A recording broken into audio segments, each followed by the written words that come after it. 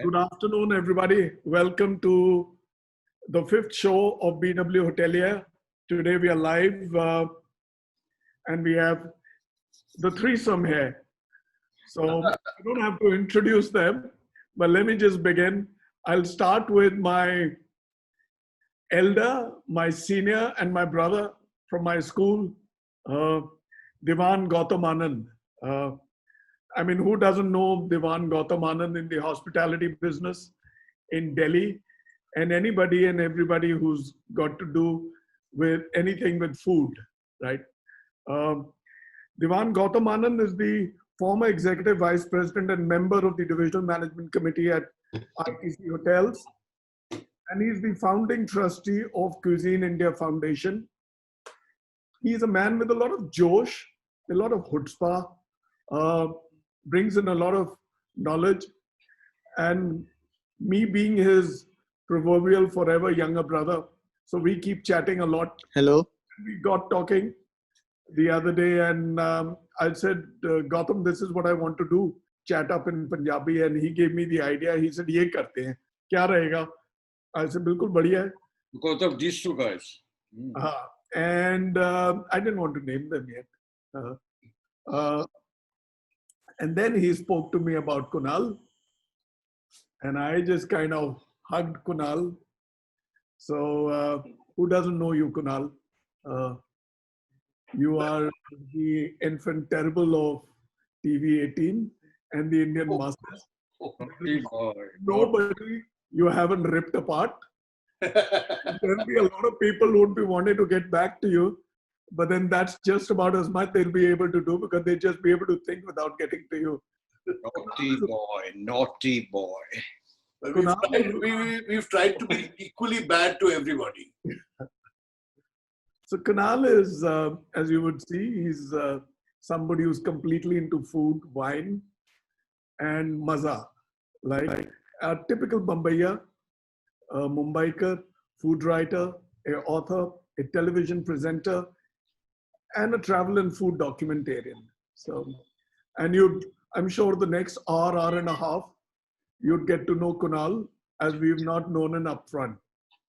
Now let me get down to Antoine. Right? Now, heard a lot from Gautam, read a lot about you, right? And it's a pleasure to have you here. Antoine is somebody who, given his frame, doesn't look like somebody who's into food, but he is, right? He's writing, he chefs it up, he cooks it up. He's a journalist, a radio commentator, and a food consultant. And he's the one who gave us the coin, threesome. Threesome is quite a handful to handle, but then here are the three, Gautam, Kunal, and Antoine. Without much ado, BW Hotelier, let me say this, is delighted to have you all three together on one screen at one time. Could I have asked for more? Well, greedy, yes, but this is beautiful. Thank you. Over to you, Gautam. The dice is rolled to you.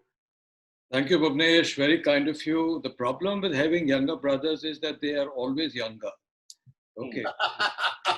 I've always said that, I have, and between you and me, when I became 40, I had a younger brother who's never turned 40. When I turned 50, I have younger brothers who never turned 50. Then I turned 60, and I have younger brothers who never turned 60. What is this about younger brothers who never turned 60? And here I am at 62, and I have another younger brother called Bhuvnesh. Bhuvnesh, how old are you here? 59. ठीक है. That's a damn big problem. ये पूछना जरूरी था? Yeah. I can also be a younger brother. Yeah, but I'm also a younger brother only. Yeah, that's the problem. The problem is that I'm sort of the Gautam in the muddle. And by the way, Bhuvnesh, before we get down to Antoine, be very careful about his pronunciation. पता है वो बहुत touchy है. कितना touch कहाँ करते हो? हाँ, मैं बता रहा हूँ वो touchy है. The first time I met Antoine, I made a boo-boo. मैं तो Antoine कर दिया. वो तो मेरे से 2-3 साल बात ही नहीं करी यार उसने. So then I went into one of those Google pronunciation. बड़े मुश्किल से फिर Antoine को मैंने pronounce किया. फिर I had to do some service recovery with him. I called him to Delhi to give him a free meal, which Antoine accepted with alacrity, and then we landed up in Nizamuddin. Oh, I'm having fun, huh? So we went to Nizamuddin, and guess where Antoine took us? We went to Nizamuddin, to this fantastic hole in the wall, which has been there for the last 800 years.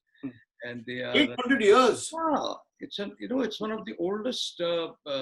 They do what they call as and Kunal, stop eating. You've been eating. I'm not eating. I'm sorry, but I was just trying to adjust the air conditioning. That's all. Yeah, but there are some parts of you where you're wearing nothing. You don't need any air conditioning there. No? Yeah. Okay. Nothing. Or dikhao. No. I think but let me tell you, between you and me, Kunal, for you, I'm telling him, vadi asa leke aaye. Vadi asa leke aaye. Anyway, so Antoine, then we went to this. So this, the Khamiri roti or the double roti was actually the origin of which is Nizamuddin, which is, the older Delhi. So everybody says, yeah, I'm going to old Delhi and all that. Very rubbish that Shahjahanabad is only 400 years old. Nizamuddin, where we went, Antoine, me and some pretty girls, we went into older Delhi, and we were having our Khamiri roti or double roti or whatever you call it. And of course, some unmentionable nice food. And we got a call from the local Maulvi Sahib. And he said, because Antoine has arrived from Bombay and he has a name which we can't pronounce, Maulvi Sahib wants to especially meet with Antoine. So there, me, Antoine, and only the men, we went. And guess which mosque, Kunal, guess which the mosque was? Well, which one? The big Jama? The Markaz. Oh, really? Really? Yeah. That's right next to your house, isn't it?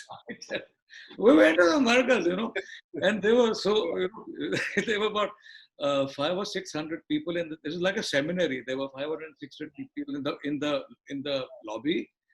They were all doing their prayers. Am I right? Antoine, do you remember? Yeah, absolutely. And that was like a fantastic Gautam. I mean, the food that we ate there, that was unbelievable. I mean, and straight out of the bhatti, like everything just cooked on the deshi. I mean, very, very memorable for me. Yeah. And to go there, actually, I'd like to go back again, and because I believe there's some poet graves over there as well, isn't it? Yeah, Ghalib, Mirza Ghalib. In around that area. This is therefore Nizam. As I told you that day, but then you didn't give me any plug for it. You didn't write about it. My free meal was all gone in vain. I was so nice to you. There was no plug, no mention, nothing. Nothing comes from nothing. Now, if you'd give me one plug to say Gautam Anand of older Delhi took me to this fantastic restaurant and he gave me food from 800 years ago, but no plug, nothing happened. So anyway, next time I take you, please give me a plug. And Kunal, if I take you, please. No, can I interrupt and ask a few more questions about this place? So is it a restaurant in Nizamuddin? Are you all eating on the streets? Or where was all this great food? And what was it beyond the Khamiri roti? Yeah, so you won't know, you're going to start me up, but anyway. So the Central Asians who came to Delhi, Delhi was, I know a lot of historians get very upset because it was it was a complicated place where, it was on the periphery of, let's say, Prithviraj Chauhan's empire, which was in Ajmer.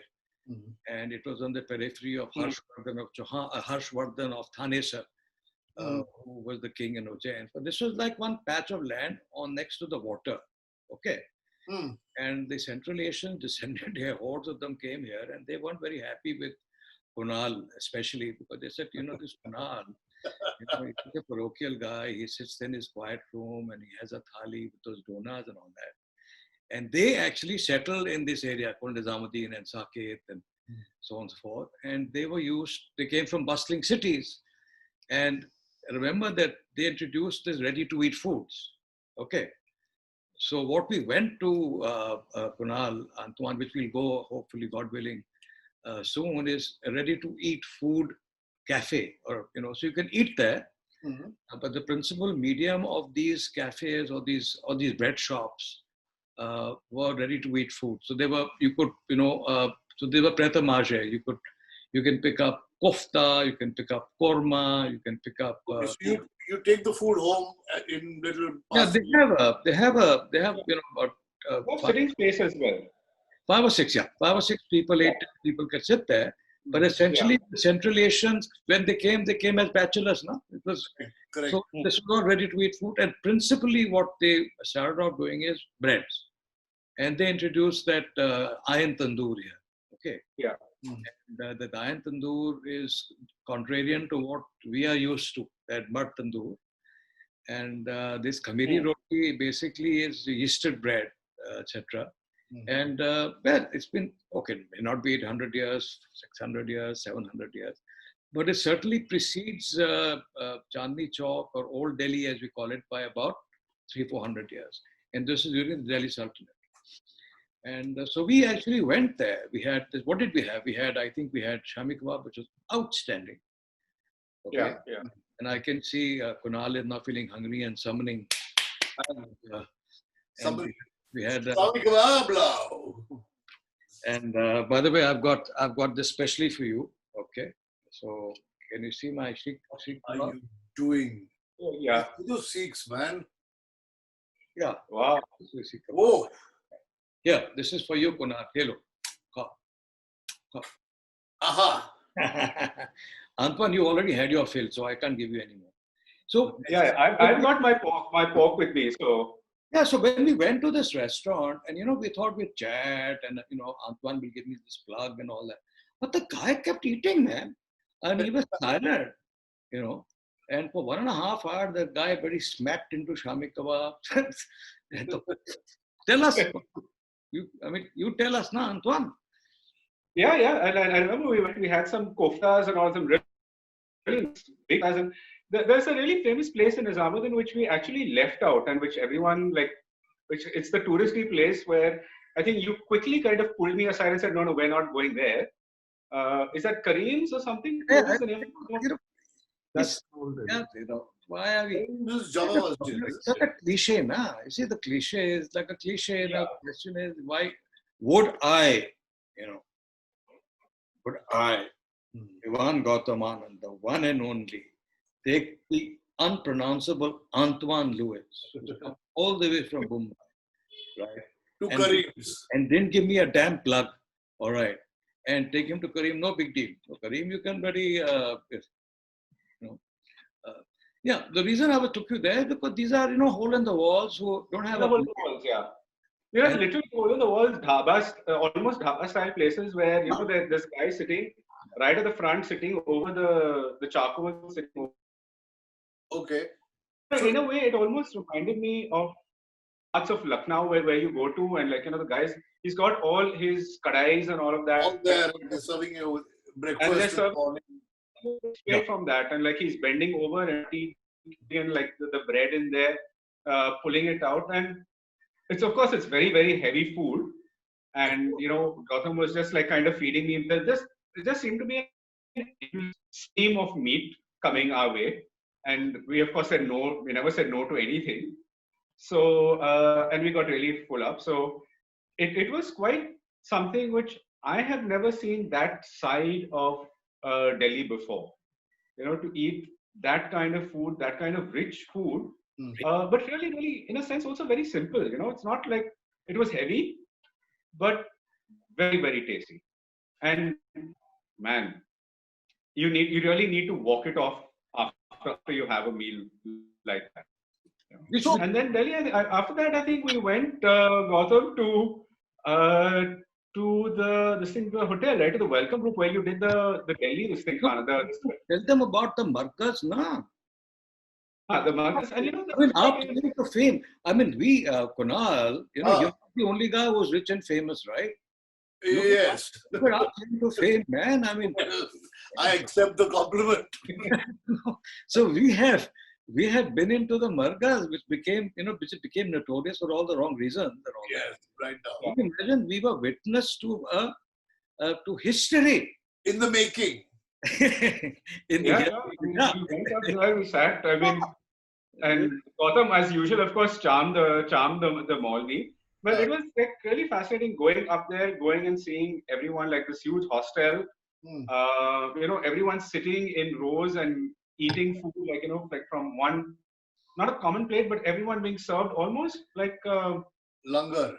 like a langar. Yeah, exactly. Pretty much like that. So if I may interject and ask this question. So the food that you all ate on the streets at Nizamuddin and the food that was being served in the mosque, was there any connection in terms of the cuisine, in terms of the people who were making this food? Was there a connection? We didn't. Besides both being Muslim food. We didn't actually see where the food came. Sorry? Yeah, it was very, very different. I think the food that we ate outside was much richer. Okay. This seemed to be a lot more simpler, more like a langar style, and where it was very basic. It wasn't like, at least I didn't notice very much of the kebabs and the koftas. It was more like a rice, a kind of a dal and a meat kind of preparation. So just enough, because it's a free hostel, I would imagine. And they're cooking for, I think it was 2 or 3 levels.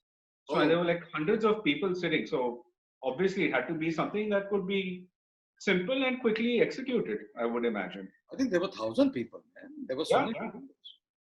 There were thousands of people. Absolutely. Kunal, if I was to give you a parallel, it may not be a parallel, but then you have a similar kind of a scenario in Mahim, Bandra and all.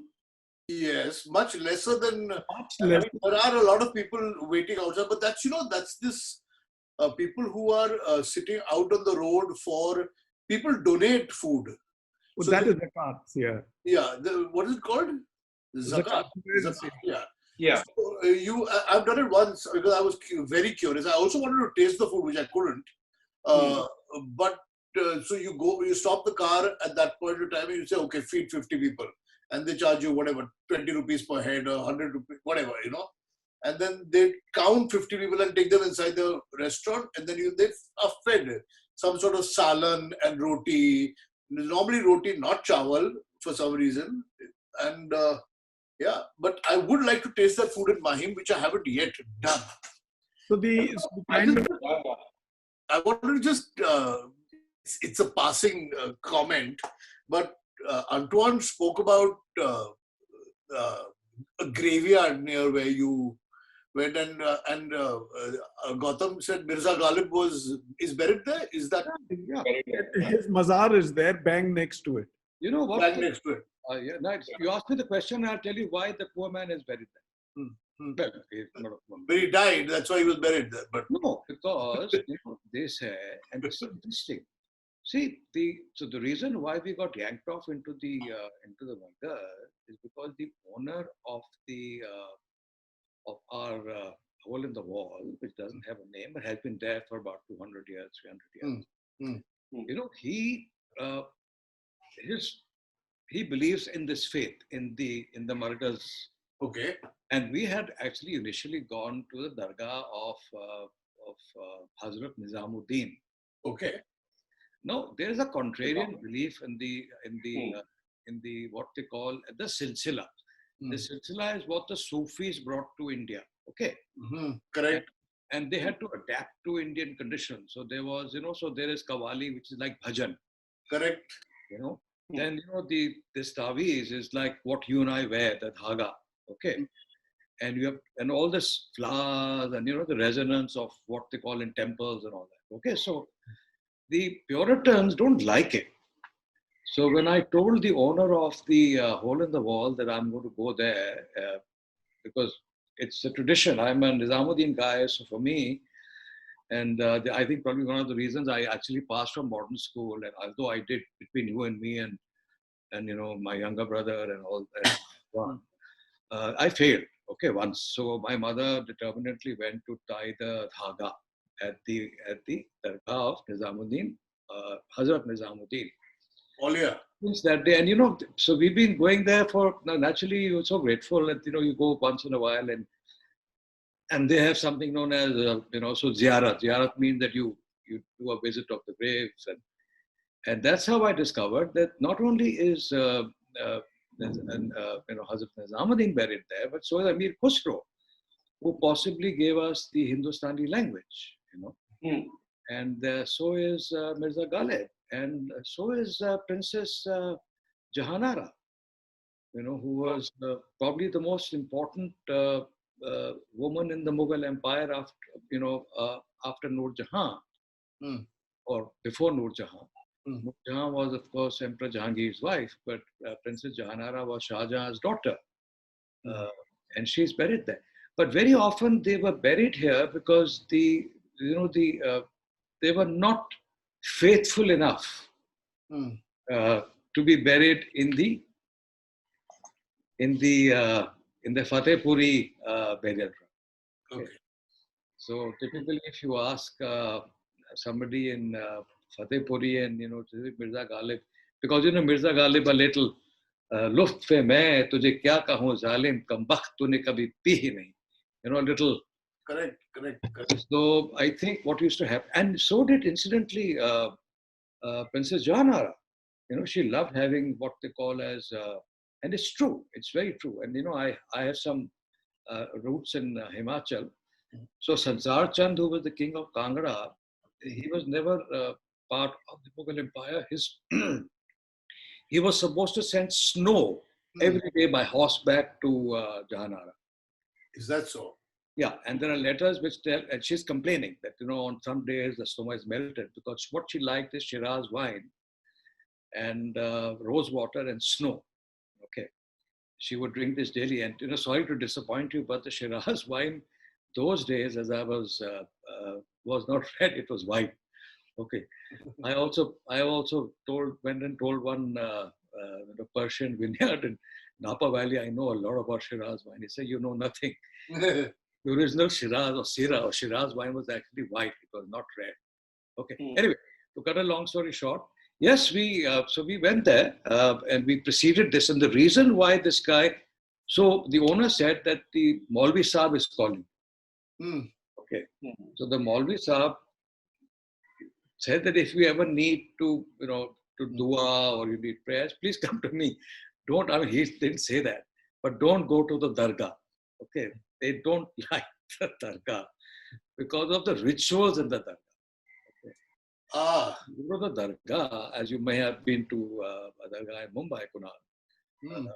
They are singing and dancing, and and see, it goes against. I don't want to get religious about this, but it goes against strict Islamic Wahhabi tenets. Singing is not allowed, and burying people and praying to anybody beyond.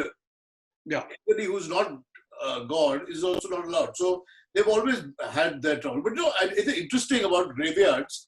I was in Ahmedabad many years ago, and there is a restaurant in Ahmedabad called New Lucky Restaurant. Oh, wow. It's not very old. It's about 80 years old, or 60 or 80 years old. And New Lucky Restaurant is built on a graveyard. Oh. But they haven't disturbed the graves. So you have got tables with graves right next to you. And then they have protected the graves with, just so that you don't step on them and all, with grills. But so it's a full restaurant with multiple graves in the restaurant and tables alongside. Oh, wow. It's not great food. It's just sort of normally Irani sort of food, Muslimi Chilia kind of food. But think about it, actually sitting in a restaurant which has graves in it. Good God. Interesting, no? That's what they say. We should not disturb the dead. So, but how do we get permission for something like that? I think what we need to do, Kunal, is that, we should go there on a Chandni night or something. I'm not coming on a Chandni night with you anywhere, especially not to a graveyard. I'm telling you, man. But I want to, again, this becomes into a slightly religious thing, but you asked me how do they get permission. In most places in the world, you are allowed to reuse religious places. There are churches being made into bars, and so it's only in this sort of Indian thing where once a place has been sort of pointed out for religious, that you can't do anything else with it. eventually a mosque Yeah. is a hall. God is not supposed to reside in a mosque. Unlike a Hindu temple where the God resides in the temple. And churches all over the world have turned into homes, chapels have turned into homes, into restaurants. So that's why I suppose all that property was owned by somebody who said, to hell with it, I'm opening a restaurant here. Good point. Yeah. Yeah, it's called. And you should check it out. If you ever go to Ahmedabad, it's not so much for the food, just for the experience of going to a restaurant with graves in it. So it's called in the Sufi in the Sufi belief, it's actually called ziyarat. It's part of that tradition of visiting graves and so on. So anyway, and the Sufis got together and opened a big hotel called Sufitel.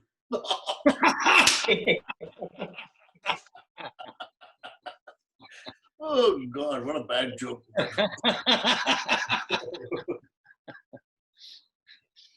On that very happy note, very unhappy note, let's say. So tell me, what has been your favorite lockdown story, Antoine? Oh God, lockdown. I mean, something between the three of us only. Obviously, there is, we don't want. Yeah, no, just the three of us. Yeah, it's just between the three of us, and because Bhuvnesh is my younger brother, he will keep it between the cover. So, what is your favorite? I know that you've been doing it with. I know you've been going out with the dogs. Okay. Yeah. Breaking all kinds of curfew. In fact, there's a song which I have for you. It's called "Who Took the Dogs Out." All right. Much later. In fact, so what is your favorite lockdown story? I don't know if it's a lockdown story so much as it's a lockdown observation. And like you mentioned, I've been taking the dogs out for a walk, and it's for the first time that I have noticed how clear the skies are and how clearly you can see the evening star, right, along with the moon. And I've taken several pictures of that. Never ever seen that in Bombay before. Right. That kind of clarity. Of course, the other thing in Bombay, in Colaba, it's like it's so unbelievable that it is finally quiet. It is such a noisy place otherwise, and one of the things that I'm kind of finding difficult to reconcile with is once the city actually gets back on its legs, how am I actually going to manage going out with so many people being on the streets anymore? It feels so unreal that it's something that I'd only see at 12 or 1 o'clock in the night, and then suddenly you're seeing it through the day. So for me, this whole change of environment has been something quite strange. Yeah, I agree with you. But with the curfew that is currently on between 9 and 5, I suspect things will yes. The nights will be still quieter. But I have bad news for everybody is that I stepped out today. Oh, you did? It's back to normal. It's back to normal. There were traffic jams. Yeah. I went into town for some work. Tishi Mishi? Well, no, Tishi in times of lockdown is a little difficult. In times of social distancing is a bit difficult. Yes. What about physical distancing? Socially, physically, everything. But there are some parts of you which you left behind, apparently. You're embarrassing me in front of 3 million people, I think, right now. That's what you said. Now, this is very interesting. You said you went out in your very luxury car. Then you had gone for a meeting, a liaison d'argeries, you said. And then you kept talking about social distancing. And then we are not talking about physical distancing. And then we've seen some parts of you which you left behind. And I quite forgot that I got out from my chair to put on the switch. And I have exposed my wonderful legs to a lot of people. Yeah, so when we, and that's why I was saying that, Asi, vati aasa leke aaya, because when you went to switch on the switch, and the Punjabis don't say switch, they say twitch. When you say twitch, right? But I'll tell you what my observation of this lockdown is that, is that one, it has been in a place like Mumbai, it's been horrible for lots of people. We have been lucky enough we are lucky enough that we can afford to sit at home for 3 months, 7 months, or 4 months, or whatever it has been. Of course, all our income has also taken a decent beating. So if I have to complain, I can complain about my money, my income going down. But there are people worse off than we are. Yet, I have seen such tremendous enterprise. For example, my building is in a quiet lane, which is away from the main road and away from markets. It's a quiet sort of tree-lined thing. When the housing society locks you down, it becomes very difficult to even get vegetables or whatever unless your housing society has managed to organize it for you. There's a panwala outside my gate who normally sells cigarettes. It's not even a panwala, he's a cigarette wala. Okay? And cigarettes were shut and banned and shops were closed. Right. This man used to find his way to a wholesale market every morning, and he turned into a vegetable vendor. Slowly, he turned into a bread vendor. He started selling eggs and necessary things, which means what is he doing? He's trying to survive, and also he's showing enterprise. Yeah, and that is what I have noticed about a lot of people here. Women who were domestic maids, who suddenly and I'm bringing this up seriously. I know I'm supposed to be the humor quotient in this thing, but a lot of people have actually thrown their maids out of the house in a very selfish manner because they don't want to be responsible for the maid and what disease that she might have brought in. So they're maids who are jobless and everybody's not continuing paying their salaries. So these ladies have got together and started doing dabbas. Oh. Because every building has people who don't have a cook at home. So they're delivering dabbas into your building? Yeah, they're delivering dabbas. So, of course, Zomato has done over 2.5 crore deliveries in the lockdown. They just put up an ad on social media. Over 2 crore 15 lakhs or something deliveries in the lockdown. Wow. And so, there has been a great amount of, we are survivors, man. Indians, we can grumble and we can say what a bad state we are in. But when it comes to the individual, yeah, we are great at this. I have to just say hats off to people. Yeah. I love the story. Kunal, you found some. Sorry. You found some really interesting dabba places as well, right?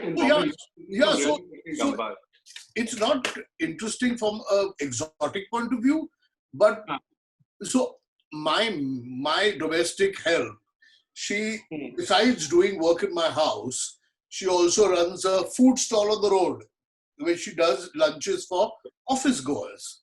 Fantastic. Now, the building stopped all what you call top mates coming. So anybody who's permanently in your house can stay, but nobody can come in and out of the building. So, part-timers are not being allowed. Part-timers not allowed.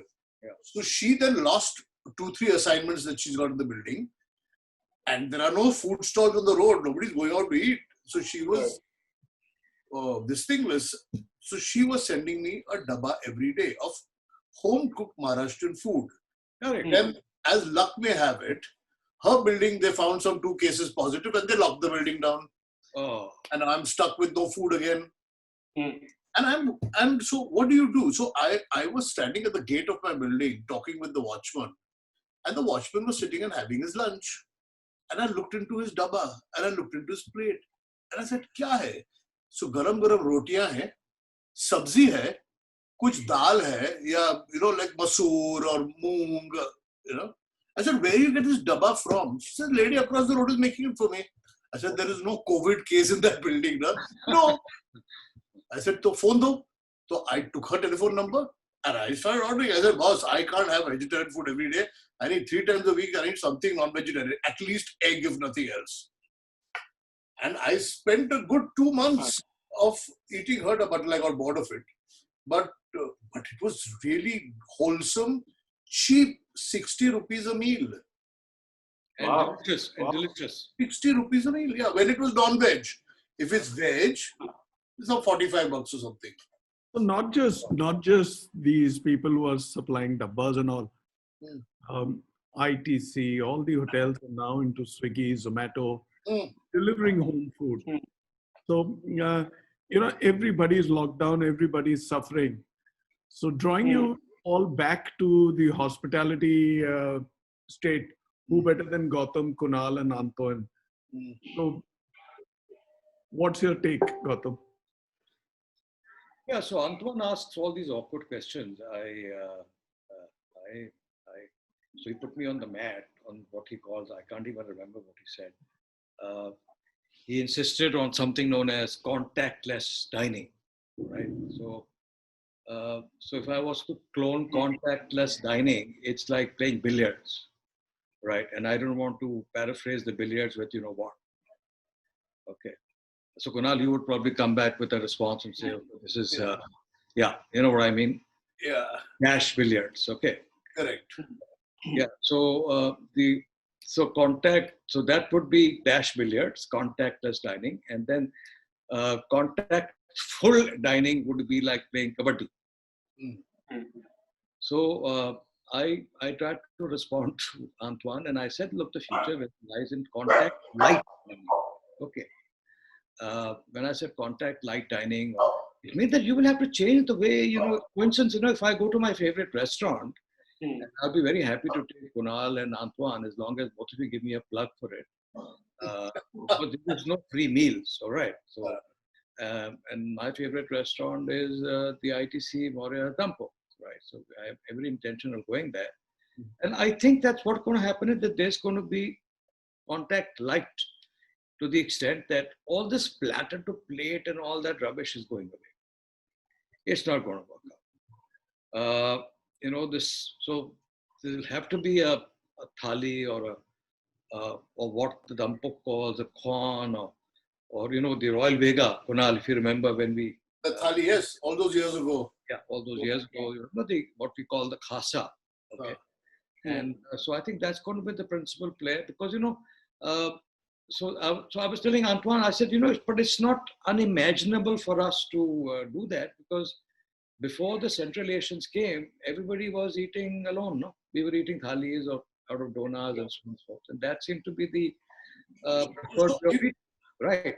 Are you, Gautam, saying pre-plated stuff coming straight to your thing and no sharing? I think so. No sharing is what you're saying? Yeah. So I think plating is good because you've been covering a lot of plating, and so has Antoine.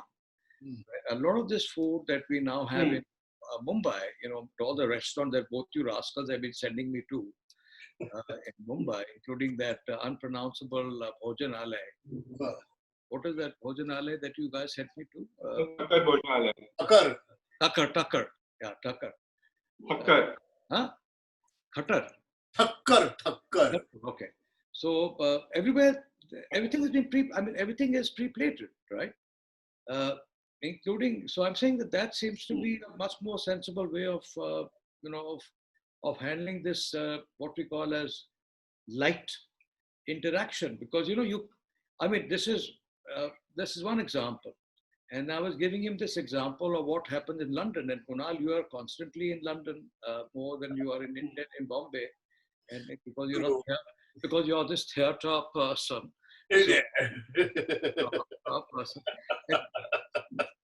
So when you are at the theatre, and then you go to one of those nice expensive theatres where somebody obviously buys your ticket, hapless souls like us. And you know what happens with the blighties? They've been drinking. The reason why they have this fantastic empire because they've been drinking for generations, right? They start in the morning and they, chalo, colony bana. So I was telling Antoine that, when I went to on one of these theaters, which I paid for, they because there's such a rush for beverage in the intermission, that they give you a number. Okay. And you can pre-order your drinks and they give you a number and the drinks are placed in a particular pantry or a sideboard. Correct. What you do is during instead of rushing to the bartender and trying to bribe him, Get your drink. Yeah. get your drink. So I think that's what also going to happen. So I see that there will be lots of these fantastic brands that will open. But you'll have to rework the buffet, certainly. You'll have to rework this platter to plate. It cannot happen. And but so as you rightly said, Kunal, pre-plated, and the kata. It's Thakur with a little Thakur. But Punjabis can't pronounce saket. They say saket. Skate. Skate, and so skate, and by the way, Maruti is Mruti. Colony. And then there's the famous Prime Minister of India whose name I can't take, and he always says, "Hello, Kunal, Antoine, I want sport." Sport. Oh, let's 3 guesses who this Prime Minister is. Yeah. It's not our current Prime Minister. No, not sport. He won't. He's He won't. he's Tata. Yeah. So who? Gujral? No, No. sport. Yeah. But what about the economy of the sort of F&B business? How are we going to be able to distance? Is this sort of physical distancing thing going to happen? Are restaurants going to then run at 50%, actually at 50% of capacity? Yeah. How will they survive in this kind of scenario with the kind of ridiculous rents that you pay in Mumbai and maybe in Delhi also? It's about your lease now. Therefore, It makes sense to me. Sorry, Antoine, you have an opinion? Go ahead. Yeah, I said it doesn't make sense to me how anyone could possibly be, could make money out of staying open for at just 50% or 30%, which I think 30% is what they're talking about internationally and also locally, like having that amount of hours. But people need 100%, or if it's not through the week, at least if it's certain couple of days, and for the other 5 days. And if you're saying that you can't squeeze people in on those days as well, I'm not sure how it will work. I mean, the other option, and I think something that Gautam also brought up the other day, was that you don't have lunch and dinner timings anymore. It becomes an all-day kind of 12 to 12 kind of a service. A very good thought. Yeah, I mean, otherwise, I don't see how you can kind of. It'll have to be 8. It'll have to be 8 because I think your curfew starts at 9.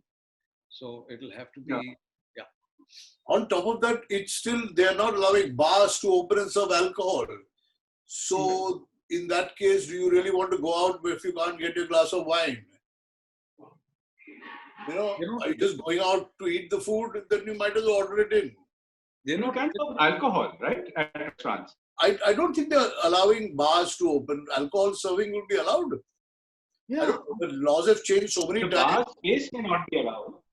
Sorry? The bar space may not be allowed, but alcohol space may not be allowed. Okay, but alcohol service should be. I mean, I guess. Yeah, so I'm saying that if you pre-order your drinks like we did it, like Kunal does at the theatre in London, and so as I was mentioning, if I'm predisposed to a drink and I get the drink which is ready for me, prep on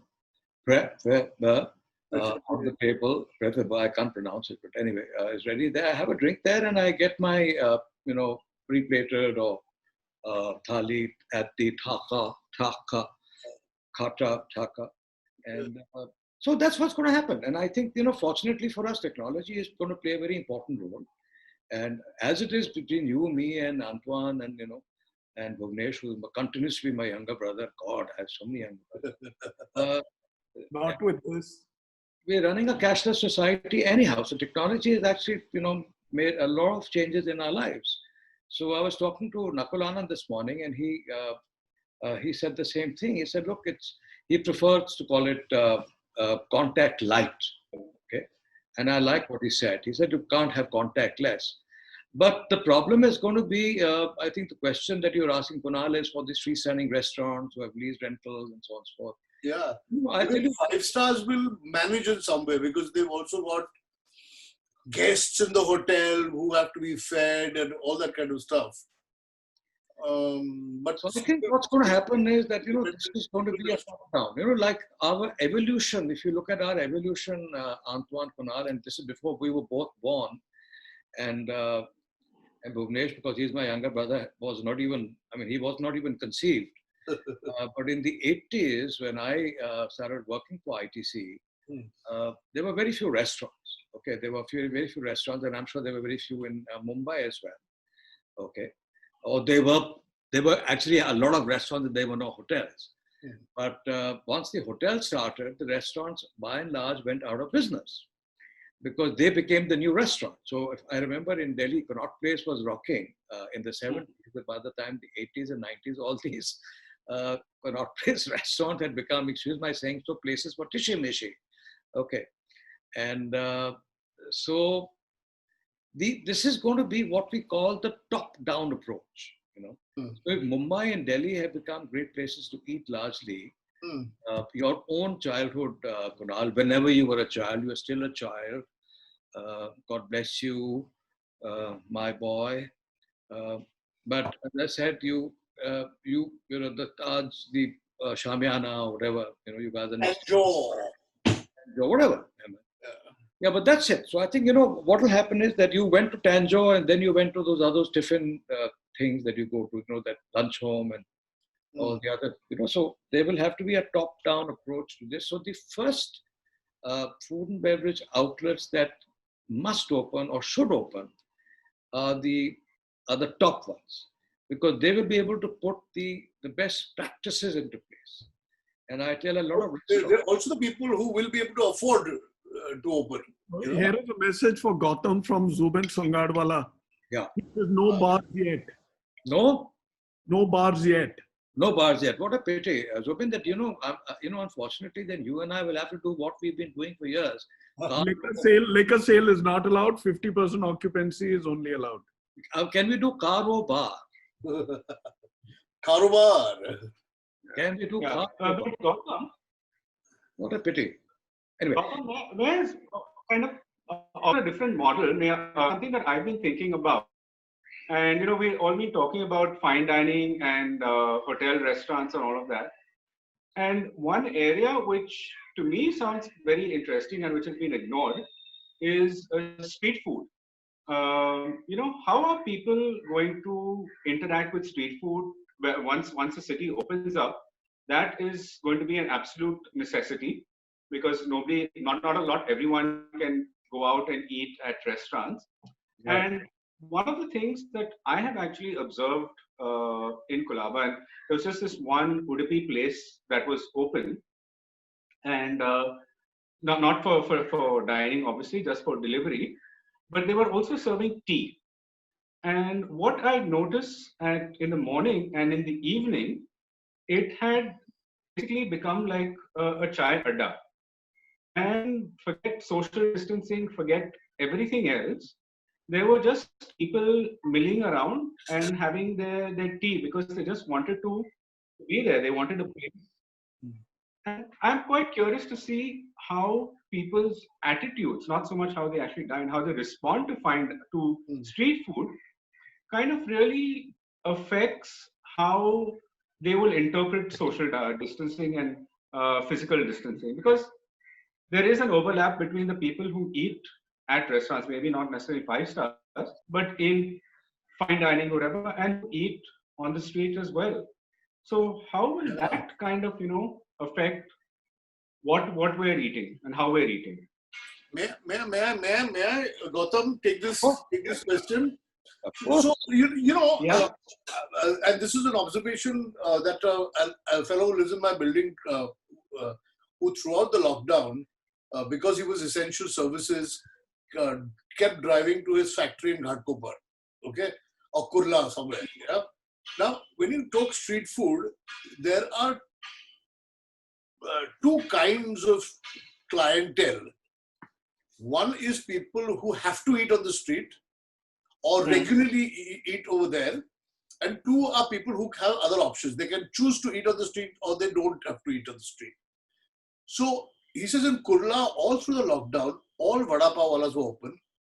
all raste ka samosa walas were open, bhajia walas, chai walas, and there was great amount of social distancing and vigilance in areas like Kolaba, Dadar, Prabhadevi, Worli. But as you start going into the slightly more crowded areas of Mumbai, nobody was really supervising anybody, and people who had to eat, and so those places were thriving. My maid's food stall is in a business area which is catering to office goers, but people who are catering to carpenters, who are people to daily plumbers.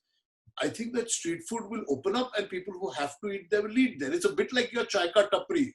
There is no concept of, am I going to die of this food or not? Really, really. I have a right opposite my house, there is a little canopy, which is, the Shiv Sena and the MNS do these things where they keep newspapers on the road for people to read. So you build a little shed, put 3 benches, and Right. daily about 6 newspapers are kept. People come and read and go.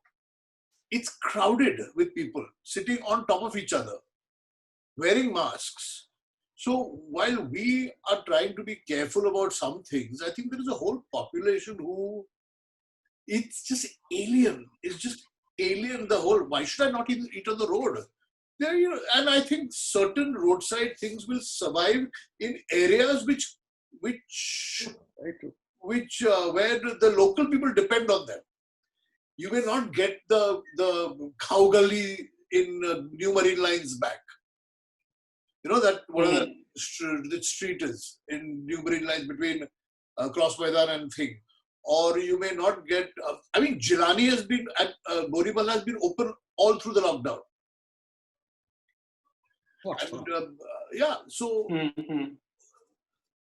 So I think it will survive. Kunal, Whether we will the same thing actually. I'll tell you what is Yeah.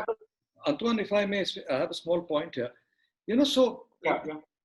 For some reason, we desecrate this street food because we believe that, it's not hygienic. But actually, some of the food is very hygienic. It's the circumstances that are not hygienic. So I would really urge all government, because there is a need. There's a need to eat on the street. There is a need for these, and these are self-employed people. Yes. The other self-employed people in this country are the people who occupy the pedestrian ways, right? I do a lot of trips to my adopted I do a lot of travel on the road, and I find that, I've even encountered a guy at the intersection who's a Nai, barber. On the main road, he's running a barber shop. And there are traffic stars there because the barber is now shaving somebody making chana bhatura, somebody making pakora like you. So it's nothing wrong. I'm saying if the government was to be visionary and start doing food parks, all right, or small food parks where I would, and Kunal would, and Antoine would, and Bhuvnesh would, we would help them with the science and with the academics and the training, right? The only thing that I can't do is I can't give them the land, which the government should give them, and they should all pay a small tax of, and you'll find that it'll be such fat. And we, unlike Singapore, we don't have a food park or a food street. We have food highways. Our food, if one was to travel the length, breadth, and I'm talking about Himalayas, north, south, east, west, you can actually drive for thousands and thousands of miles for 100 years, and you can keep eating on the street. Okay, so it's a good thing. The circumstances have to change. So this is a good time as any for at least the local government, like let's say an MCD in Delhi or the your Mumbai municipal committee or whatever it's called, to provide that infrastructure, running water, hygiene, training, skills. And you'll find that like Singapore is able to invent a nation. That little strip of land made a nation of its hawker food. So here are a few questions Diwan, Gautam, there are for Diwan, Gautam Anand, for Kunal, everybody have a few questions. The first one for you, Gautam, is from a gentleman who heads the Hospitality Purchase Federation, HPMF, Nitin Nagrale. He says, out of all the legendary brands of ITC, Bukhara, Peshawari, Dampok, Dakshin, KNK, Pan Asian, Westview, Tian, Royal Vega, which one is your most favorite brand and why? No, they are, it's like, no, I can't have a favorite, but I think, and it's unfair for me to actually have a favorite, right, Kunal? Because, we need to, and if Zubin is listening to us, and Zubin, look how polite I am being in politically correct. I hope that I won't have to pay for my next meal in ITC hotels. Since we can't have a beverage, please give us a karobar in your very expensive cars. I particularly like your yellow Chevrolet or whatever you call it. So my answer is very simple. There are some brands which are going to become even more relevant because of their design or the way they've been designed. For instance, I was showcasing Royal Vega, not because I love it. Of course, I love it. But the way it's been panned out, the khasa, it's an individual meal, right? And so therefore, to answer Antoine's question about what does he call it? Long distance dining. Sorry, what did you say? Contactless. Contactless dining, not long distance dining.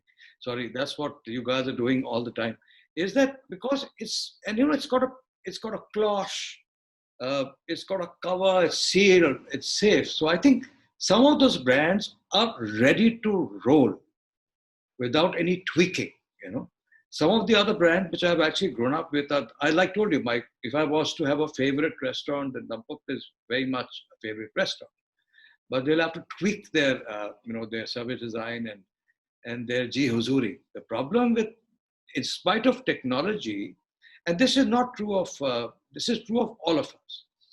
We've adapted to technology, but we have too much of Huzuri, Hazuri, good morning, sir. All that will have to go. This whole attitude of peri pena, thank you, at least in North India, there is this compulsion to be friendly, right? And I keep differentiating between friendly and warm. Warm is what technology aids me. So Kunal Vijaykar's, my love for Kunal is based on the warmth that I know from his guest history, or what I read, in the media, right, or on his films, or what we've just heard him speak. My understanding of Antoine's needs also happens to be on guest history, and that is warmth. So the friendly nature of this business, welcome G, hello G, how are you G, how was your flight G, kithe G, left, right G, hello G, bye G, it's not going to work anymore, So I'm saying that, so there are some brands which are ready to roll because they haven't got capacity utilization maximized. They are sparse, they're like old-fashioned dining rooms. They keep a different distance between one table and the other because the requisition or the requirement were large plates. The distance between one cover and the other cover are already planned. For instance, in Royal Vega, the distance between, because of the khasa, which is... of the plate itself. It's almost, sorry to say that, it's almost 30 feet, right? 30 inches, right? So the 30 inches. So it's a round. So the other 30 inches on the other side and the 30 inches on my right and the 30, it required that kind of space management. So the width of the table became by default much wider. Okay. So remember that, this is so conventional wisdom is what a great place to go and eat, right? And if Zubin can pull it off and do what he's done at Royal Vega in some of the other brands, right? Then why shouldn't we go? I mean, we'd love to go there, right? So any first among sequels? Okay, yeah, to him, mama. पूछ रहे हैं. It all goes back to the book. Listen, I have a very interesting thought. When you speak of ITC brands, there's one brand which I think has great potential in these days, which is your ready-to-eat brand. Yeah. You know, if you were to, if I still have fear of going into Bukhara or Dampuk, but if I can get that same Kali dal without having to order it out of a packet and it tastes as good, and there is a couple of things in those packets. What is it, Master Kitchens of India or whatever they're called. Fantastic. Oh, there's one biryani which I'd never imagined eating a biryani out of a sealed packet. Okay, Excellent. and with mutton in it, which is not bad at all. Absolutely. So that's one you could sort of go haywire with that brand. I must tell you a very happy story on the Dal Bukhara. You know, so we did the World Economic Forum in Davos. You know, it happens every last Thursday in January, and you know, for some reason I was lumped with this over 3 years. Okay, which means you go to Zurich and then you take train, then you go to Manda 30. Anyway. And this time India was the host nation, and there was the dinner that was for 3,000 people. Right? And the requests came, unusual requests came, very unusual. And one of the requests that came was that please serve us the famous Dal Bukhara. Okay. Now remember that Europeans don't have any live cooking. You know, they all believe in dry heat. So everything has to be it's all convection cooking. So it's not as if you can take your burner and start making dal bukhara or tandoor.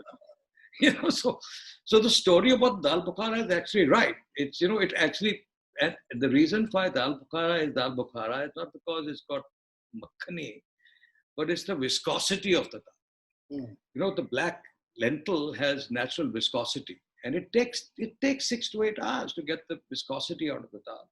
And the buttery nature of the dal is what is called makhani. The makhani is a metaphor. It's not as if you put butter on the dal and, you know. Yeah, but this is what a lot of crappy people are doing. So I've been seeing all these, chef things. Everybody is doing cooking shows. So, you know, and all I can see is there, excuse me, what is the French word for, you know, asa di asa? No, whatever it is. Anyway, posterior. Anyway, because nobody has. So I've been watching all these chefs, and you know, they don't have kitchen suites. They're all cooking on rangers, right? Right through the world, they're cooking on rangers. At least the Indians are, and all we see is the you know, the French way of saying, you know, what asa di asa, and so I'm sick and tired of it. So yes, the question is that. So we asked ITC Food, we said, okay, guys, that, you know, there's this great demand to do Dal Bukhara. And so what they did was they gave us poly packs, you know, gave us these giant packaging, which went all the way to Switzerland, right? And we were able to use a frying tilting pan, which is slow cooking, and reheat it, and we served 3,000 people. And I found that a lot of the German chefs stole a lot of that dal, you know, the local German chefs, because they just couldn't get enough of it. And they said, can we freeze it? I said, take as what do you want. So you're right. So the ITC's Kitchens of India, fantastic stuff. Some of the stuff. My problem, Kunal, is that, you know, I'll tell you what. My problem, I want to go out, man. You know, I know what you're saying. Yeah, I want to go out and I want a little Jai Huzuri. I want to say, hello, Sirji, sir, aage, wapis, you know. I like the Punjabi nature as long as they don't touch me. I mean, I like this Peri Pena ji. I like, you know, like, you guys are gentlemen from Bombay, you know, we are very rogues here. We like all this Ji Huzuri, sir. Oh. We are snobs. So one restaurant that I've really liked and which of ITC and which I think is really very underrated, and I've said this many times, and that is Avartan. Again, with one of Vietnam's. We gave it, the three of us, but he went and gave it an award, yeah. Exactly, and I think that is really one of. It's underrated. It's the top. That is a superstar restaurant. It's doing fantastic. It's doing fantastic. Yeah. Business is among one of the best restaurants in India. I think so, absolutely. Yeah. And for me, in terms of modern Indian food, And Kunal, Antoine, and Gautam Anand, and plus the jury members from Chennai who were very humble and very quiet. I had to go and rip into it. I said, come on, guys, talk about it, yeah. Otherwise, that everybody's favorite restaurant gets the award. I don't want to name the damn favorite restaurant. Everybody's favorite restaurant in Bangalore gets that award, right? And this is not the Epicurean Guild jury, so I'm not going to talk. But it's a fantastic restaurant. Again, ready to, and that's a good point. So, Mr. Nagrale, if he's listening, also pre-plated, right? A lot of the food there is pre-plated. So, yeah. So these restaurants are pret-a-manger, ready to roll, right? And if you see the way they've actually physically, their tables, they have those little niches, okay, with those almost like booths there, which is almost like semi-private dining. It also has, it's not overpopulated, so they can get away with this. Absolutely right. Can I ask you as a hotelier, and even Antoine as a journalist, one of the big problems. See, you are like you are a hotel. You're a hotelier who loves hotels and likes going out to eat. But there is great fear amongst people, and I know a lot of people around me who are still scared shit of this disease. Who have resisted and desisted from ordering takeaway food all these days. Okay, although everybody is saying that, look, it's hot food, it's cooked food, it can't be that bad for you if you just follow basic hygiene, washing your hands and doing all that stuff, not hugging your delivery boy. How do you alleviate the fears of people which is going to be detrimental to the restaurant business? That there will be enough people who say, but why do we need to go out? They may not be Gautam Anands who like going out. They go out because they're going. But there will be people, no, till a vaccine comes, we are not going out anywhere. And I know a lot of people who are doing that. Yeah. I have seen some advertising on social media which is trying to build confidence in takeaway food. Everyone is saying, look, we are safe, we washed our hands. I know one restaurant, and I know Anjan Chatterjee actually did this thing where he takes the temperature of the scooter rider and mentions the temperature on the parcel. It's a trick, it's a gimmick, but it's a great gimmick, What are you going to do? What a hotelier is going to do to build confidence that people should come out and actually eat? Kunal, I'm not entirely sure how. So, from what I'm observing, I'm seeing that there are two kinds of customers really. There is one that, as you kind of put it, is like terrified of going out. And there is one who's just ready to go and doesn't give a shit about what is going to happen. Yeah, they don't give. And I think someone from me was saying that they've been described as like alpha customers. Guys who are going to go out and say, like, we'll go to the bar, we'll go to the restaurant. They don't actually care about physical distancing, about, what the waiter is going to, the server is going to be dressed in, or all of that. People are just going to go out. And I think once we get out of lockdown, for instance, it's a phrase that even Gautam used a couple of days ago, it's going to be a lot of revenge dining, where people are just going to get out to kind of get the steam out of them, just to be out of the house, not be cooped up, catch up with friends over time. The fact that alcohol is not available may be a bit of a deterrent, but simply just freedom to be out, I think that is going to work for a while. To what extent people are going to be actually terrified of going out and all that, I'm really not sure. I know the industry needs to kind of take care of things, and there are a lot of legal issues that would surround, like, someone falling ill at a restaurant. But to what extent people are genuinely afraid of going out, and what number of them, I'm not sure. I mean, perhaps it would be like, a certain group who would be kind of more reluctant, say maybe if you're 50 plus or 60, you might be kind of reluctant. But I think younger than that, I don't know how many people, from what I'm seeing, a lot of people would like the basic necessities, have a clean place.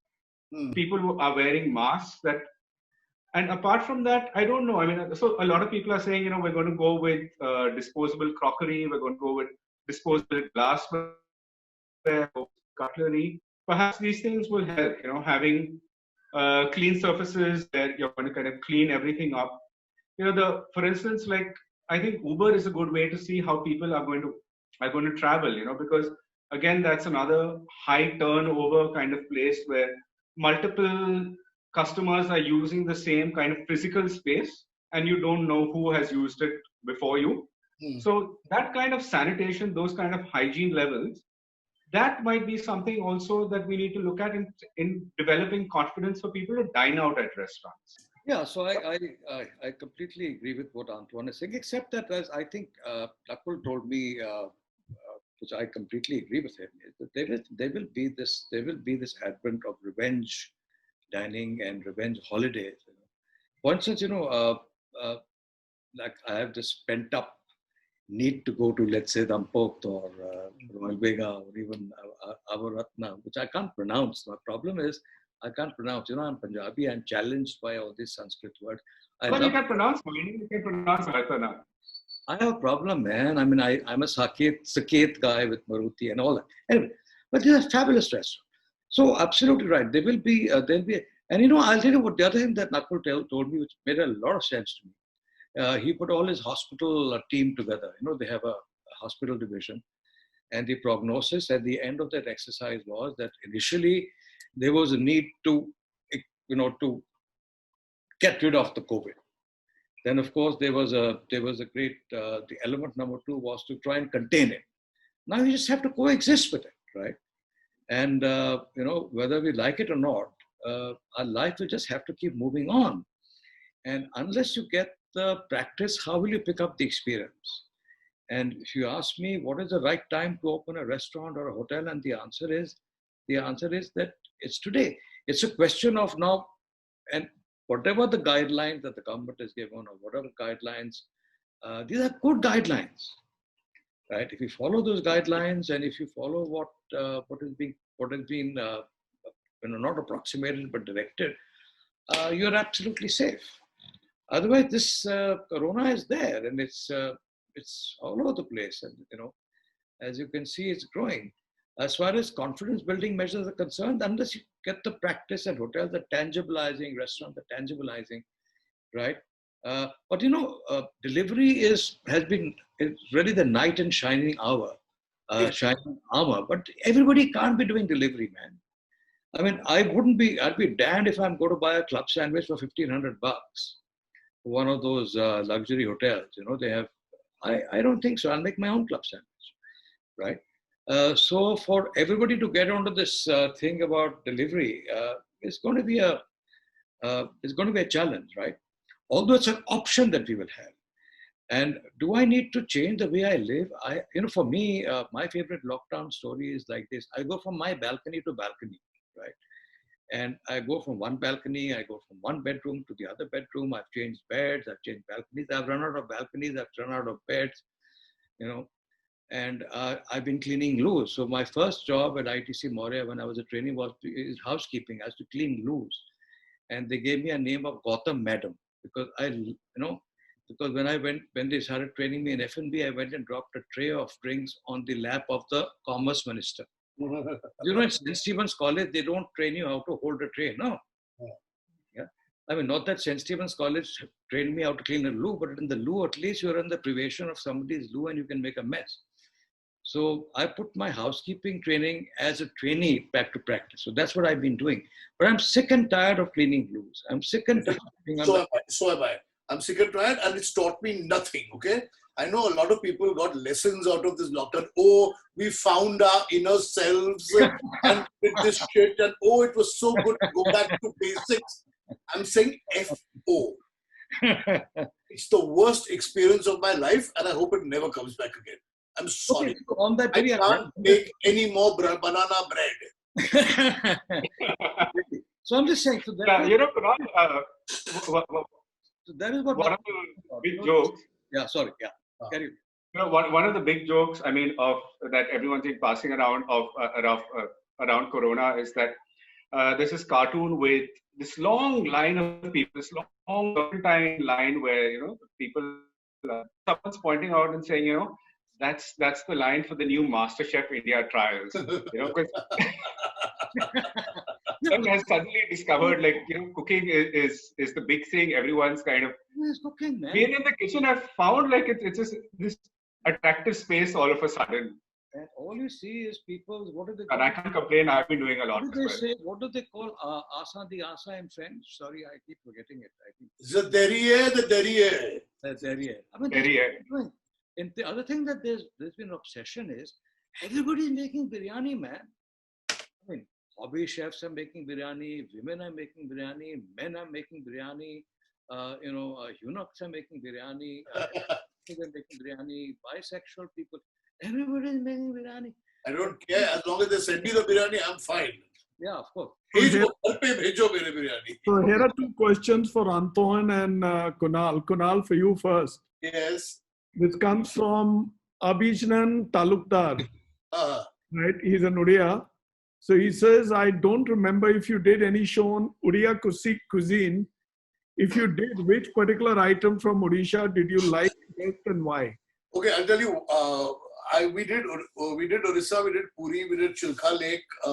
I did the stuff outside the Jagannath temple in Puri, and now I can't remember exactly what, but there are two things that are etched in my memory.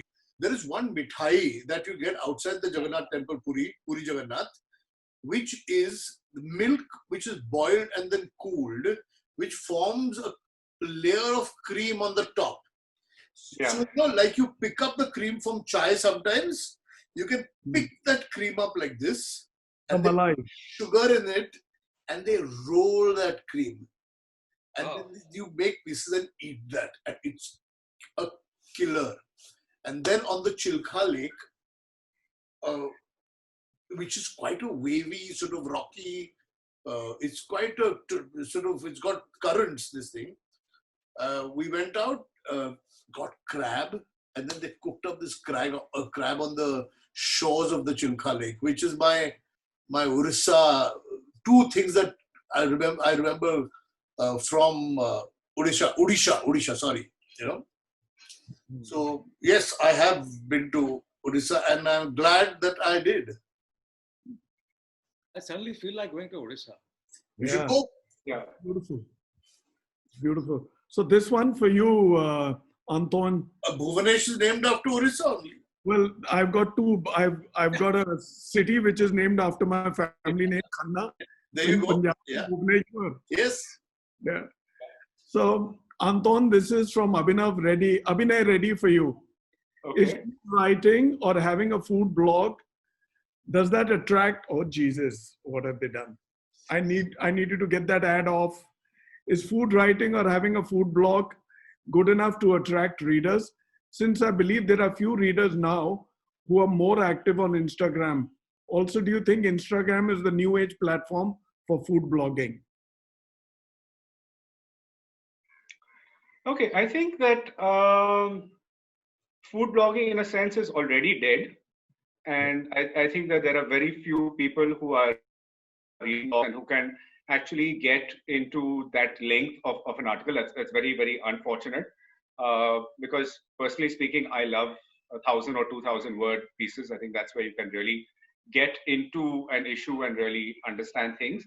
But yeah, I mean, I'm increasingly finding that both Instagram and YouTube actually are where most people are kind of going for any kind of information when it comes to cooking or learning about food or anything within the educational space of food. These are great places, but also places to learn about new restaurants, learn about new foods. I've noticed that a lot of people, and even that's something that I started doing, is sharing recipes on Instagram, and you put up just an image, and it doesn't even have to be a video. And people are doing that of all the social media platforms. And if you look at TikTok or Facebook and all the others, Instagram seems to really be moving upward. Insta Lives also are doing really, really well. Um, I remember doing an Insta Live. I mean, just accidentally, really trying to figuring out, what was going wrong with Instagram on my phone, and like just trying it out with a friend. Middle of the night, really, 1:30, 2 o'clock in the night, we decided to kind of do an Insta Live just to check the audio quality, and we had about 15 people join that Insta Live.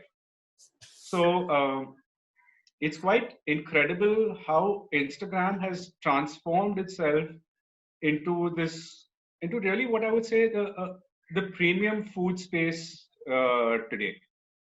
Excellent. Okay, so for you, Gautam, what cuisine or food items do you think are not quite popular in Delhi and can be introduced in the commercial space? Korea food is a great example. I think they have I believe that, I would love to try the Oriya food. In fact, I think a lot of their food has been cannibalized by other regions, and I don't want to create a problem with their neighbors. But a lot of Oriya food, I know I've had that fantastic mustard fish, and during my time in ITC, we actually invested in a property in Bhubaneswar, and we did a lot of initial work for them, the academic work for them. And that mustard fish that I tried during that, and in fact, the girl who was with us when we started Royal Vega, she is Oriya. And, so when we were doing food trials, and I know that Royal Vega doesn't do any fish, but, one is always allowed to cheat because once every week, apart from all that fantastic food that Royal Vega does, we tried her Oriya food. Fantastic food. I'd love to get Oriya food in Delhi. Delhi is, let me tell you, and I know I'll rib you both on the wrong side, but I think Delhi is one of the best places in Asia to eat. And the reason is very simple. The reason is that this is before the COVID crisis.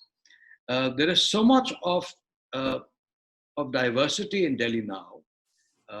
Not when I was growing up. When I was growing up of course, Bhuvnesh must grew up many years later, and Kunal grew up even many more years later. Antoine never grew up at all. The problem with being elder is that, everybody else seems to be younger. And anyway, and I've been here forever. So in the 80s, we were a Punjabi-speaking city, by and large. If you didn't know Punjabi, not because the Punjabis are a majority, because they are so very loud, they're so sakeet and so maruti and so sport that they were all over the place. And don't forget that they brought the tandoori chicken and butter chicken. But because of the employment that the National Capital Region has given them, right? Or that's what the Central Asians did when they started making their ready-to-eat foods, because they couldn't find anything. The Oodians and the Biharis and the Malayalis and the people from Andhra, they all have little places to eat. I know that I've been to Korean places and Japanese places and, and the Russian places, because there's so much of their people now populated here, at least, before this damn COVID, that, and a lot of their food was sort of taking shape. I would love to get Bhuvnesh to actually answer your question. That restaurant that Antoine was talking about, which Kunal, me, and Antoine actually fought and gave it an award, which I cannot pronounce because I'm Punjabi and Sanskrit challenged. Avaratna. What is it called, Antoine? Avartan. Avartan.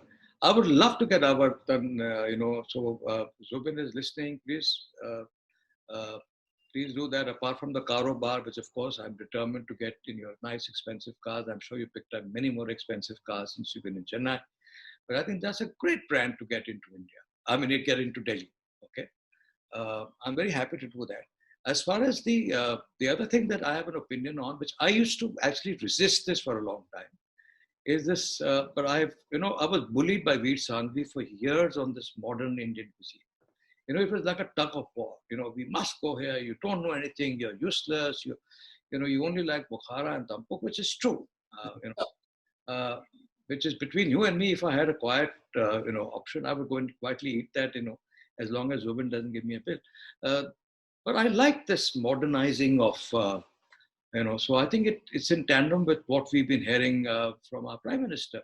Think global, but become vocal about local. I like what these guys have done in Chennai. And I was at another restaurant, in InQ at Friends Colony, which is open at the Manor. Very nice. Pre-plated, clean food, simple ingredients, no garam masala and all that rubbish, no oil. Any food which is layered. That's why I see all these chefs making. There are some exceptions, of course. When you layer food, it's like the butter dal. The dal makhani is not, as I told you, it's not the butter, it's the viscosity. When you start putting butter, a bad cook will keep putting butter, so that's what's happening. I love the simplicity of pre-plated food. I like the six tastes of India. I like its ingredients, and as long as a chef and I don't need a chef's attitude or their skill. I like the technique, right? And if I can get one of those, many more, and I think that restaurant in Chennai, the Avaratna, is like that. It's fantastic, beautifully plated, clean, white plates. I like white plates.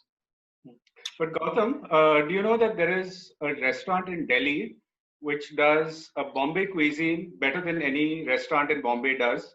Which is called? Which is Rustam's Bonu. I've been fantastic. It's like Zubin. It is the best Parsi food that I have eaten in India. It beats any Parsi restaurant in Bombay. Absolutely. In fact, I must give credit to Zubin. So he bullied me and Bindu when she was still here. And we drove off to the Rustam Bonu at Aurobindo Road or somewhere. I think they moved elsewhere. It was fantastic. They moved to Zafar Shah Road now. Yeah, they moved to Badshah. Fantastic. I agree with you. It's absolutely. It was really like a hidden jewel. Really like. So it's a lovely place. Absolutely. And she worked for me earlier when I was the. Such nice people they are. The hotelier, I mean, she's from the hotel industry, and finally went out there and started fabulous stuff. Absolutely, Zubin took us there, and I think they also have another brand called Blue Tokai, which is a fantastic coffee cafe or whatever, and they do a fantastic coffee, which I love, by the way. I love. But I must tell you, my son packs the Blue Tokai coffee. Well, if you ask Zubin, he'll tell you to please pack Sunbeam coffee, and then Kunal will give one oblique message to say, "हाँ, plug दे रहा है, तो फिर खाना भी तो खिलाता है." चॉकलेट के बारे में बात करना भूल गए आप. अच्छा, एक कुणाल तो खाना खिलाता है. Gautam is solely plug 111. You are like Wajid Ali Shah. The only thing you have to do now is to expose one of your, Wajid Ali Shah's character was at Angar Kha, right? And he was patently like Kunal, as good looking and as cherubic and as pretty. And of course, he was nothing practically below his Angar Kha. There were and lots of asa, vade. And then he would deftly open his button and would expose, one of those. So if you just have, and those, I don't want to talk about this because this is a family show, but all you have to do is to Google Wajid Ali Shah, and if you can think of Kunal Shah and Wajid Ali Shah, so for all the meals that we all had together, Kunal, me, and you.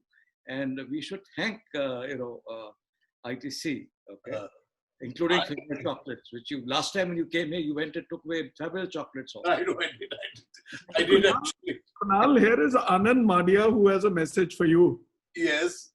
The new Lucky restaurant was a favorite of Hussain, the painter. And he gifted the owner a painting which is displayed in the restaurant. Oh, is that so? Yeah. Oh, okay. He gave me one. The new Lucky restaurant in Ahmedabad. I must tell you what he did to me. So if you go to, he did the same thing to me. I must tell you that.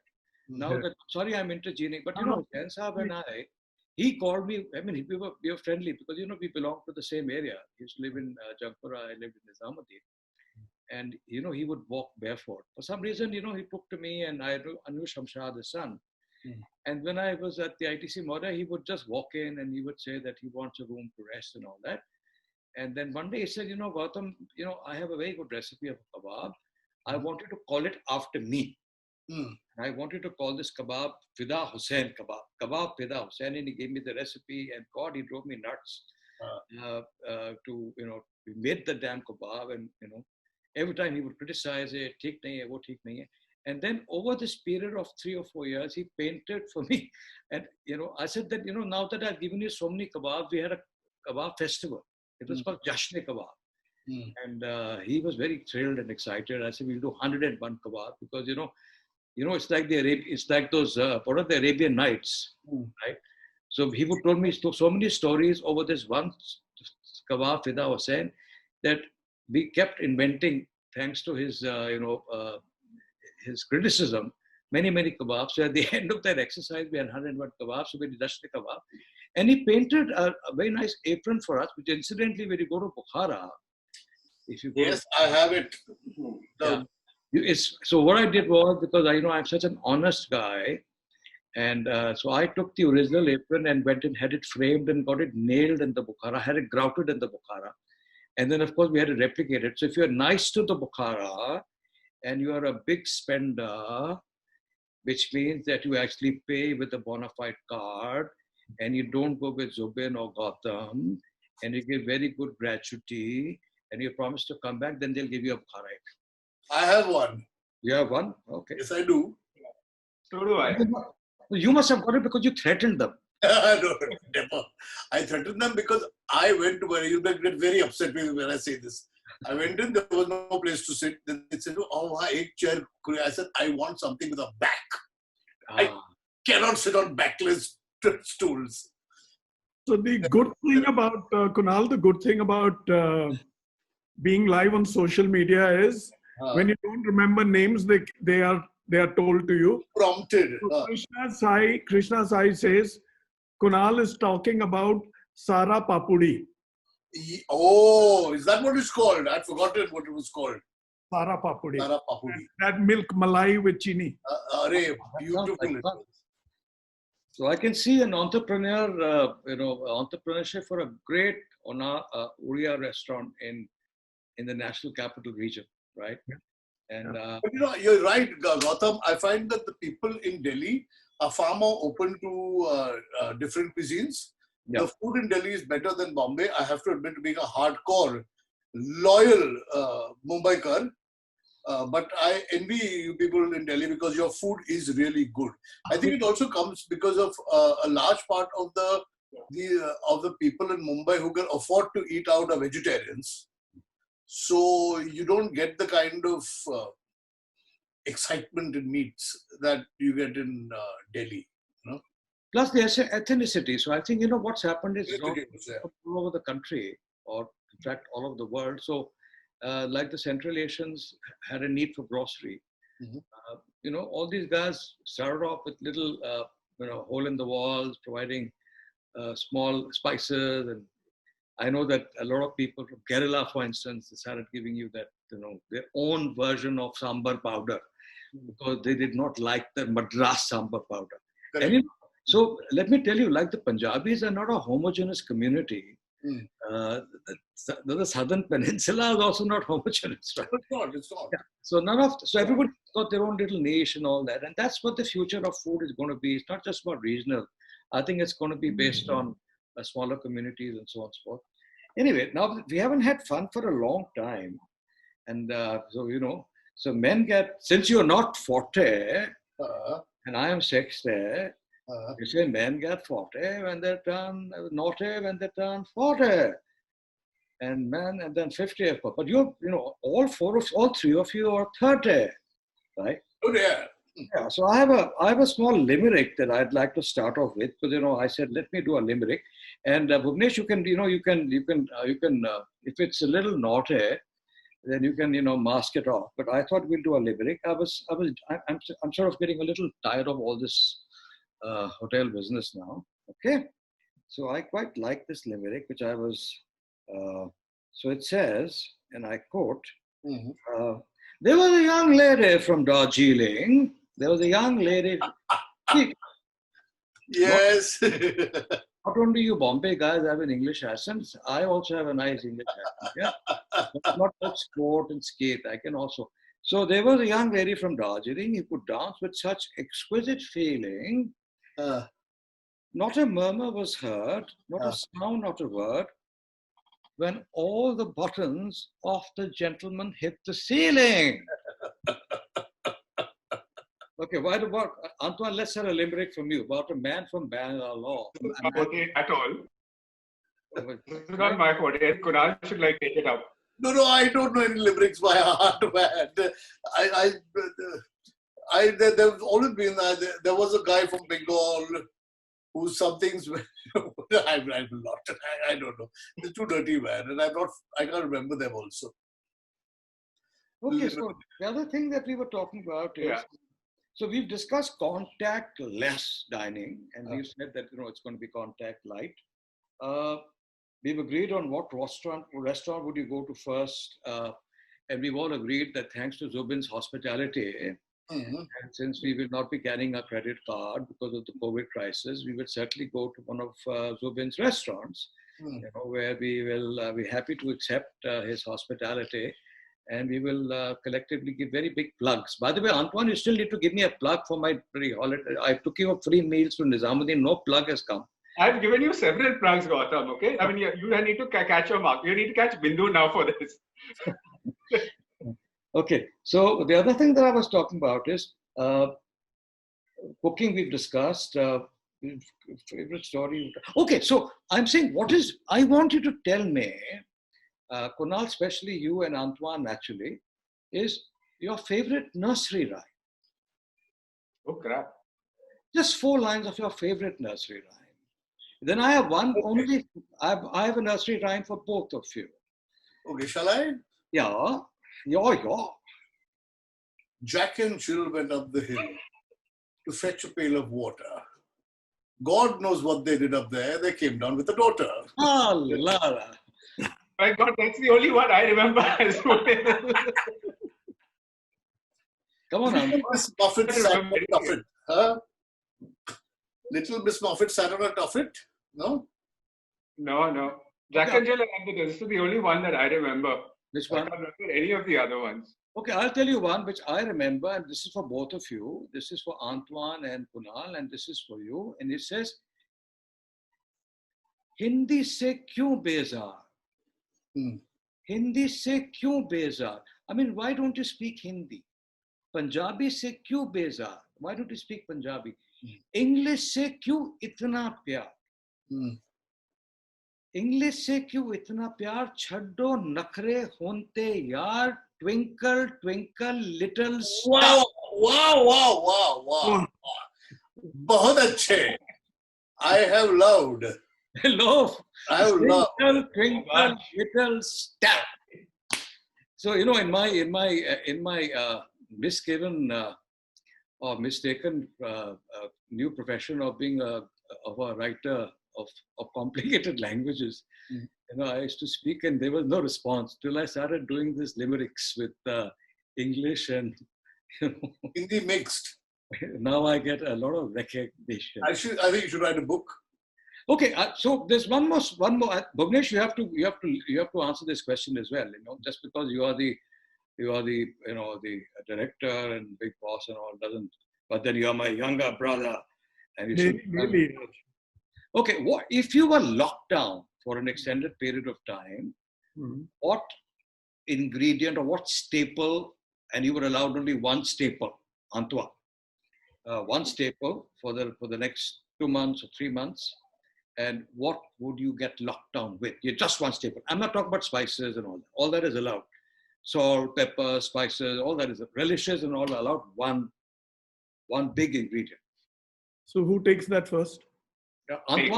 Antoine, whose name I'll take it.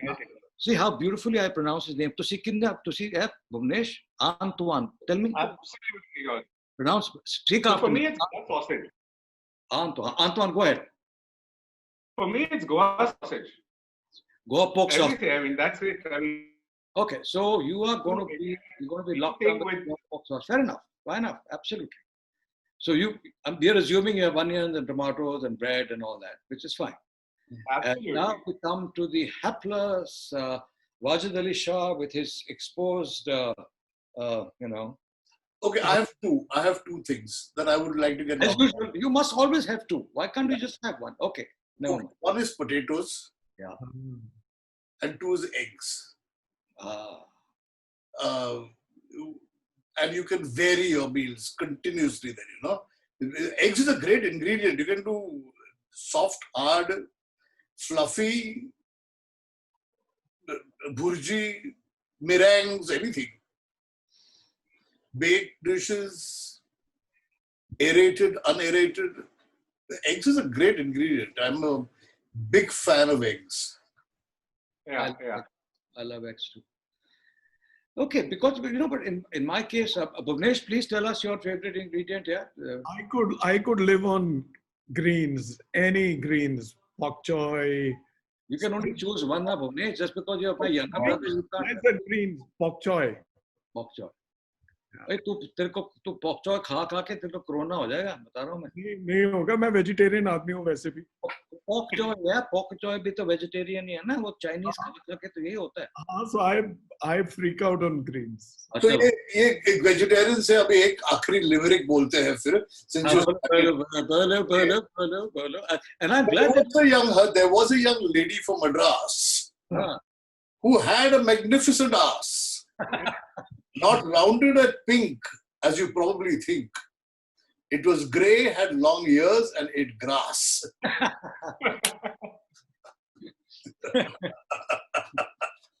So for 1 hour 45 minutes, I waited for this for 1 hour 43 minutes. You haven't asked me my favorite ingredient. आपकी है, आप बोलो. You know, because I am so researched and complicated, and nothing life for me is simple. I always have to go back in the past. I live in the past. So I found out that the best ingredient, and so Emperor Shah Jahan was imprisoned by Aurangzeb, you know, the cruel, and he was imprisoned in the Agra fort. And he was the Mir Bakawal, the controller of the household. And remember, the Shah Jahan was imprisoned along with his daughter, Jahanara. Okay. And I am not suggesting anything else. They were just imprisoned. Okay, there are some rumors and all that, but we will not talk about that. And so the Mir Bakawal, or the controller of the household, was told by the Mir Bakawal of the Red Fort that the decree is very simple. You can only choose one principal agreement, one principal ingredient. And so the Mir Bakawal went to Hazur-e-Ala, went to the older emperor who had not been deposed in the old fort, because he had spent all the money, the treasury, on the Taj Mahal. He said, Hazur-e-Ala, Jahanpana, aap dal mangiye.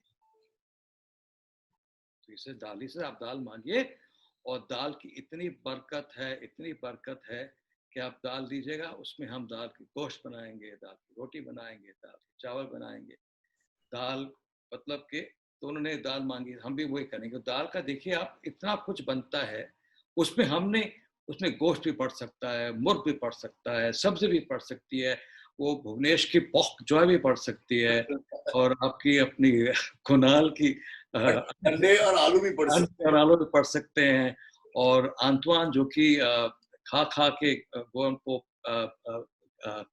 चुरीजो है ना, वो तो चुरीजो ही कहते हैं ना उसको, चुरीजो, तो वो दाल, तो ये कहानी जो है, and it is true, it is a testament, and I'm not saying that the munificence of the dal. I mean, look at the munificence of what we can do with that humble dal. We can do so much with it, and that's what the emperor did. And I think he was in exile for a long, long time. क्योंकि आखिर में हम ये कहेंगे कि दाल में कुछ काला है. Tell me, so can we do one more? Can we do a stand-up? I mean, it's a stand-up challenge, and those of you who are undressed can run. If I stand up, my boxers will be exposed. Antoine, what are you wearing down under, may I ask? Sir, I am very well prepared, so. 5 बज गए यार. Bhuvnesh, तू भी की पे आके है मजे, तूने कपड़े वाले पहने हुए हैं ना नीचे? हाँ, शाबाश. अरे. That's like a corporate executive. Shabash, very good.